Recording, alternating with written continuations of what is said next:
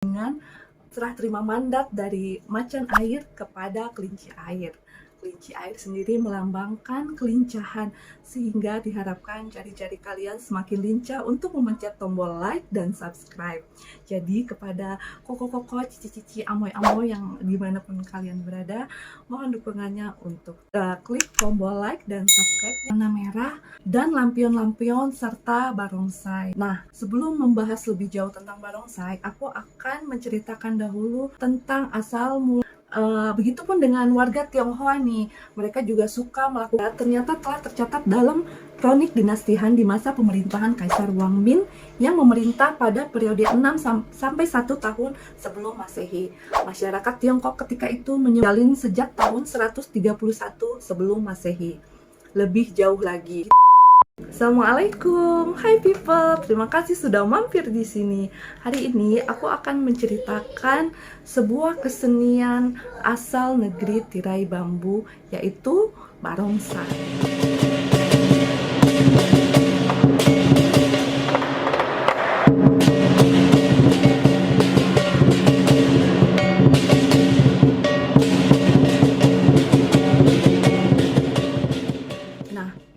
Seperti yang kalian tahu, pada tanggal 22 Januari 2023 kemarin, bertepatan dengan Tahun Baru Imlek yang ke 2574 Kongzili, di mana kalender Cina ini berpijak pada pergerakan bulan. Nah, dengan adanya Tahun Baru Imlek ditandai dengan serah terima mandat dari macan air kepada kelinci air. Kelinci air sendiri melambangkan kelincahan, sehingga diharapkan jari-jari kalian semakin lincah untuk memencet tombol like dan subscribe. Jadi kepada koko-koko, cici-cici, amoy-amoy yang dimanapun kalian berada, mohon dukungannya untuk klik tombol like dan subscribe-nya ya.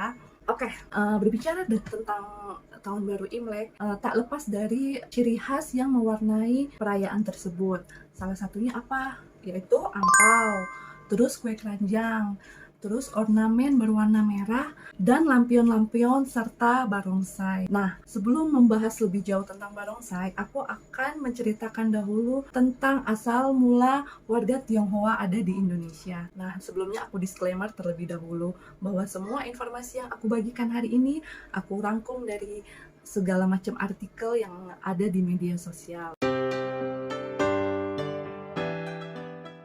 Jadi pada zaman dahulu kala, banyak nih bangsa-bangsa yang melakukan perjalanan-perjalanan ke seluruh penjuru dunia, entah itu untuk perdagangan atau untuk mencari hasil-hasil bumi. Nah, mereka melakukan perjalanan itu atau berlayar dengan menggunakan moda transportasi laut. Itu mungkin makanya cikal bakal nenek moyangku seorang pelaut.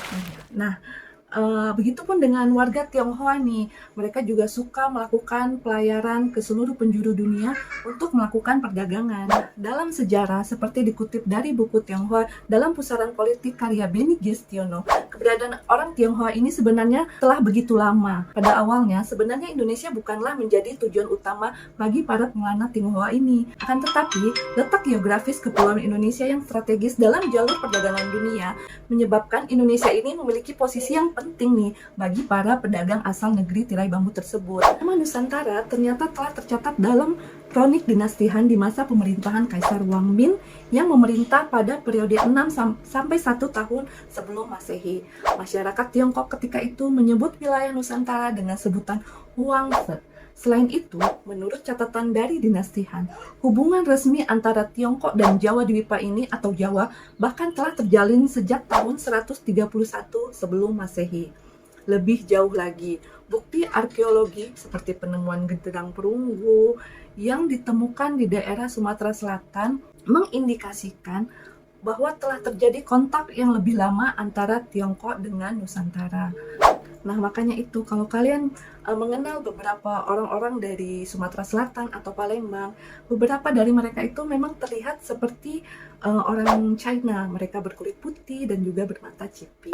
Nah, pada saat itu moda transportasi yang digunakan ini kan menggunakan jalur laut ya. Jadi mereka sangat bergantung pada arah mata angin.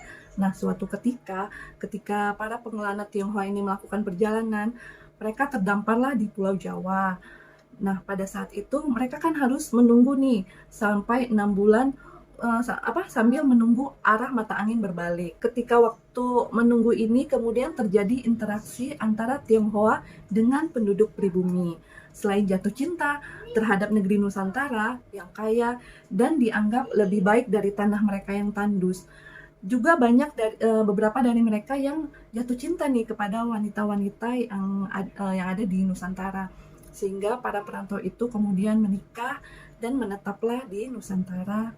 Kemudian, citra etnis Tionghoa yang dikenal kuat dalam dunia usaha perdagangan dan ekonomi sudah ada sejak lama ternyata. Hal ini sebenarnya disebabkan oleh kebijakan pemerintah kolonial Belanda yang tidak mengizinkan orang-orang Tionghoa untuk memiliki tanah serta menjadi pegawai birokrasi ataupun pegawai negeri di Nusantara. Nah, pada saat migrasi besar-besaran orang Tionghoa menuju ke berbagai penjuru dunia dimulai ketika abad ke-15, namun ada juga yang menyebutkan pada abad ke-17. Ketika itu, kondisi daratan Tiongkok ini tidak henti-hentinya mengalami peperangan karena pasang surut pergantian dinasti. Ditambah lagi pada saat itu terjadi bencana alam yang tidak henti-hentinya terjadi di daratan Tiongkok. Hal inilah kemudian yang menyebabkan warga Tiongkok nekat nih untuk meninggalkan negeri mereka. Jadi mereka hijrah nih ke seluruh penjuru dunia dan salah satunya adalah Indonesia.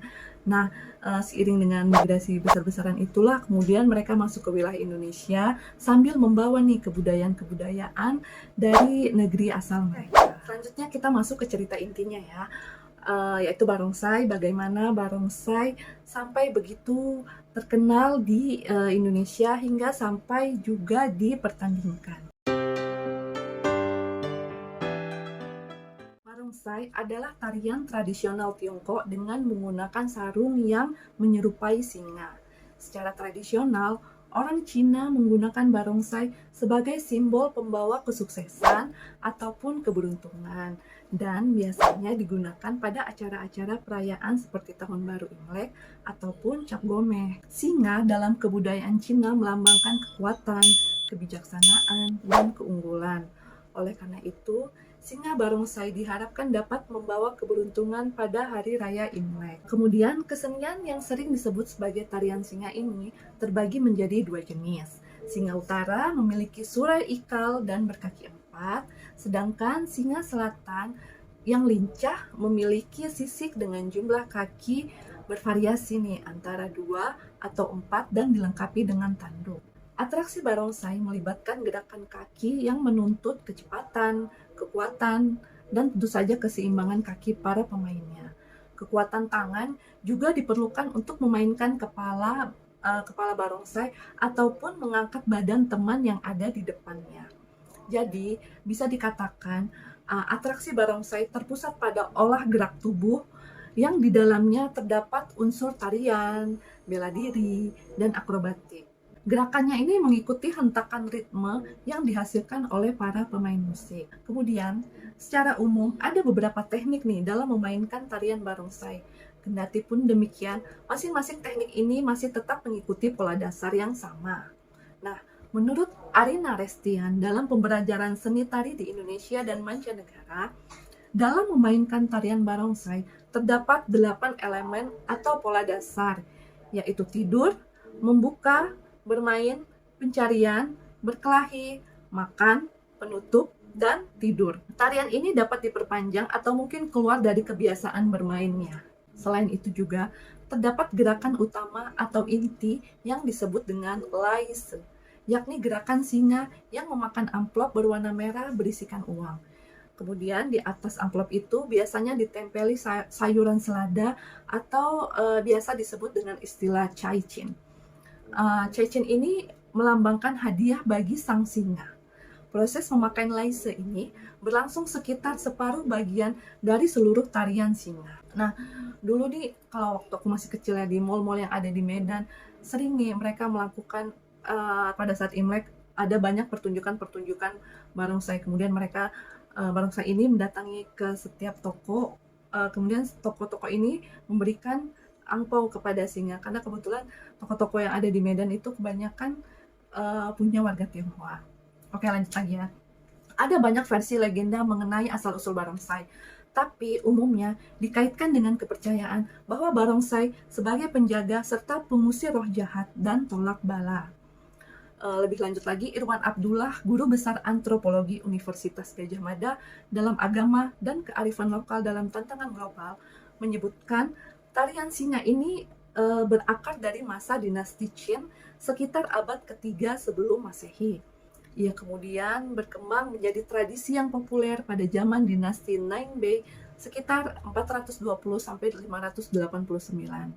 Tradisi ini kemudian dibawa ke Indonesia nih seiring migrasi besar-besaran dari Tiongkok sekitar abad ke-17 atau ke-15 yang aku bilang tadi ya. Secara bahasa, kata barongsai merupakan gabungan dari kata barong yang berasal dari bahasa Jawa dan kata sai dari dialek Hokkien yang juga berarti singa.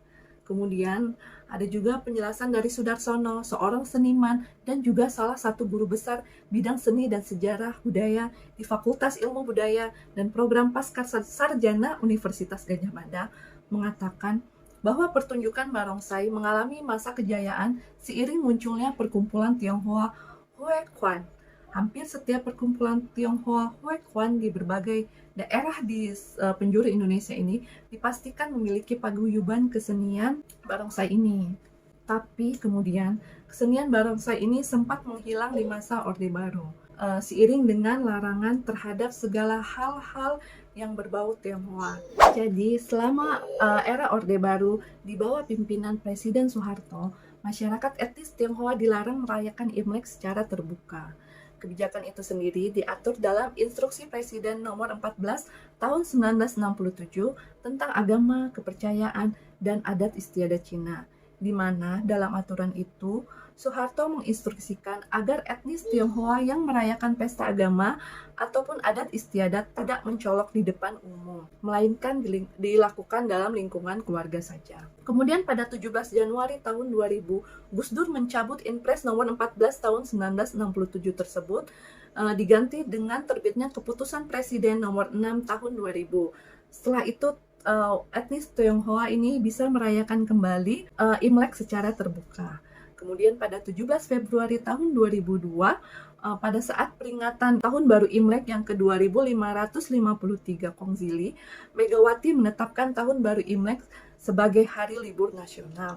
Namun hari libur nasional itu baru dilaksanakan 1 tahun berikutnya, yaitu pada tahun 2003.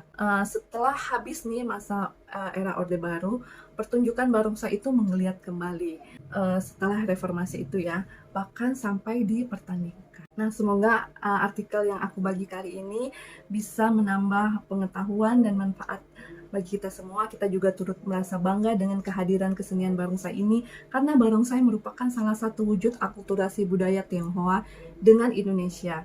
Nah, kalau kalian suka dengan video ini, boleh sekali untuk share video ini ke teman-teman kalian, dan jangan lupa like dan subscribe-nya. Jika ada kekurangan atau ada sesuatu yang ingin kalian tambahkan, boleh sekali tambahkan di kolom komentar. Sampai ketemu di video-video selanjutnya. Dukung dan support terus channel aku ini dengan cara like dan subscribe. Sampai ketemu di video berikutnya. Assalamualaikum.